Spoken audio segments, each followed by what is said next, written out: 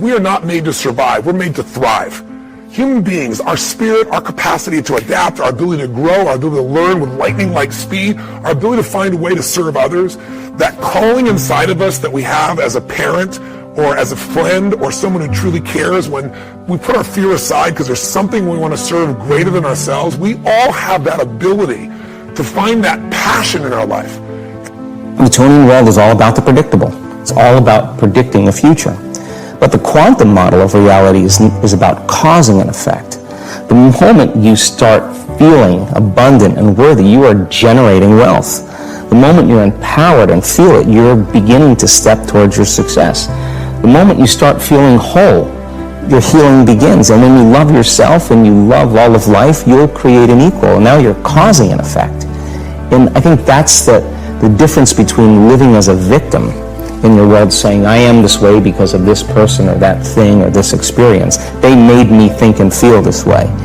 When you switch that around, you become a creator of your world, and you start saying, my thinking and my feeling is changing an outcome in my life, and now that's a whole different game, and we start believing more that we're creators of reality. A lot of people start out with a new year, and it becomes a trigger for the possibility of a new life, but that disappears after a few disappointments, after coming up with a few New Year's resolutions that within a week or two they've already broken. I'm going to talk to you about just the simple core of what you and I are made for. We are not made to survive. We're not made to manage our pain or get through it. We're made to be creators of our lives. We can create anything. Anything we can dream about, we can create. And I know that sounds like positive thinking, just BS. But in your soul, there have been times in your life, I know, when you've had something that you wanted so much. Maybe you wanted something for someone you care about. Maybe you wanted something for yourself. But you became so obsessed with something, achieving it, experiencing it, whether it was a transformation, in yourself, a change in your business, making a certain amount of money, getting a job, increase of some position, increase. Maybe it was doing something for your mom or your dad or your kids. Somewhere in your life, you've gotten obsessed enough to really want to create something that you may not even know how you were going to do it, but you just wanted it, desired it, that you started all of a sudden taking action, and you got insights, and before you knew it, what used to be just this impossible dream became a reality. Is it fair to say that at some stage in your life that there are some things today in your life that were once just a dream or a goal, that once seemed difficult or impossible, whether it be the job you have or the relationship you're in and might be taking for granted? Is there anything in your life today that was once like that? Well, then you and I are creators. And very often when we get overwhelmed by so many things we feel out of control by, we start getting to being managers of our life, managing our pain, managing through the situation. If you're not being defined by a vision of the future, then you're left with the old memories of the past, and you will be predictable in your life.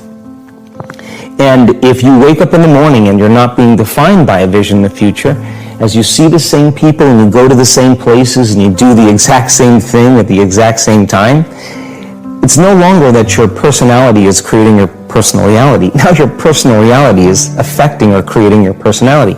Your environment is really controlling how you think and feel unconsciously, because every person, everything, every place, every experience has a neurological network in your brain. Every experience that you have with every person produces an emotion. So some people will use their boss to reaffirm their addiction to judgment.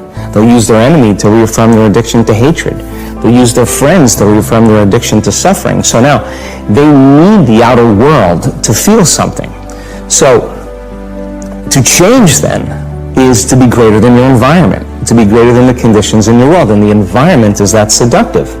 So then why is meditation the tool? Well, let's sit down, let's close our eyes. Let's disconnect from your outer environment. So if you're seeing less things, there's less stimulation going to your brain. If you're playing soft music or you have earplugs in, less sensory information coming to your brain, so you're disconnecting from your environment. If you can sit your body down and tell it to stay like an animal, stay right here. I'm going to feed you when we're done. You can get up and check your emails. You can do all your texts. But right now, you're going to sit there and obey me. So then, when you do that properly, and you're not eating anything or smelling anything or tasting anything, you're not up experiencing and feeling anything, you would have to agree with me that you're being defined by a thought, right? So when the body wants to go back to its emotional past, and you become aware that your attention is on that emotion, and where you place your attention is where you place your energy, you're siphoning your energy out of the present moment into the past, and you become aware of that. And you settle your body back down in the present moment, because it's saying, well, it's 8 o'clock. You normally get upset because you're in traffic around this time, and here you are sitting, and we're used to feeling anger, and you're off schedule. Oh, it's 11 o'clock, and you usually check your emails and judge everybody. Well, the body's looking for that predictable chemical state.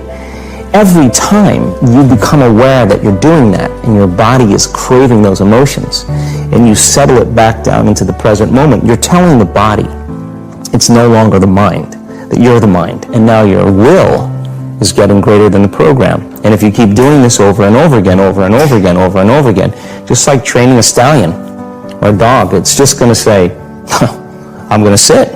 And the moment that happens, and the body's no longer the mind, when it finally surrenders, there's a liberation of energy. We go from particle to wave, from matter to energy, and we free ourselves from the chains of those emotions that keep us in the familiar past. And we've seen this thousands of times. In fact, we can actually predict it now on a brain scan. There are many ways to get the things that we want for ourselves in our lives. But basically, it all begins with how we choose to think. As you think, so shall you be. 7 little words that I think are perhaps the most important things.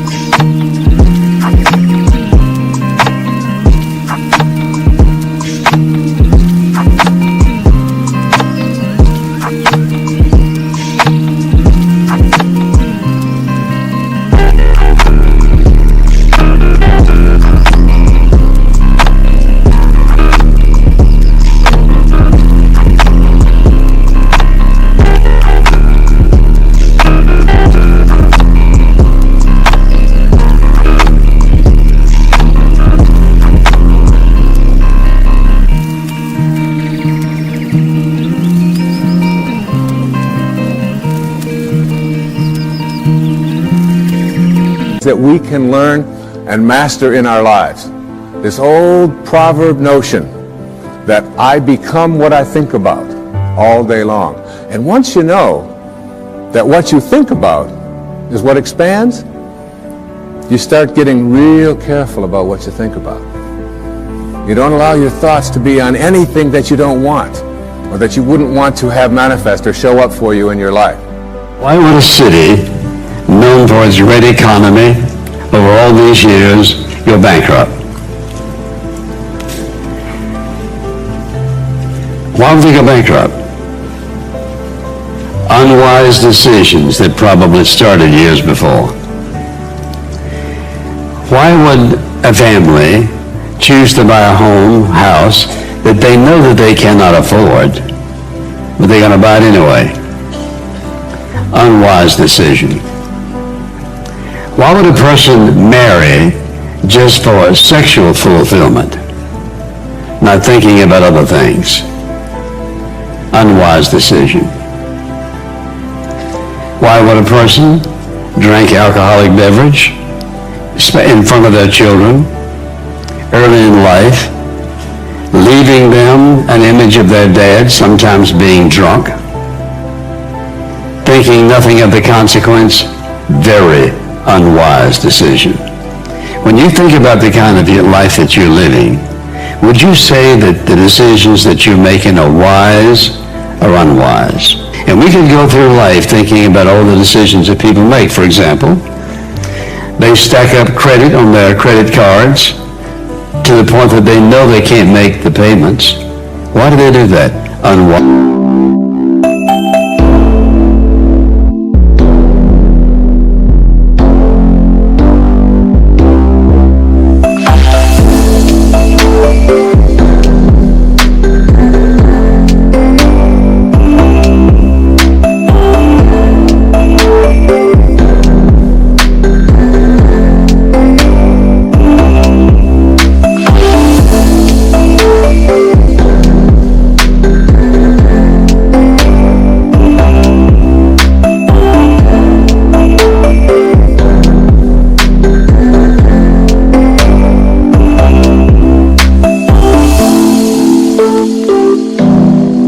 Decisions. Before you make a decision, you should always ask this question. Is this the wisest thing to do? There's always an answer. Is this the wisest thing to do?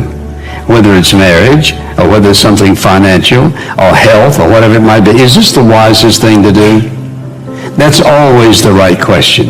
Whether it's major or minor, is this the wisest thing to do? But living wisely is the best life.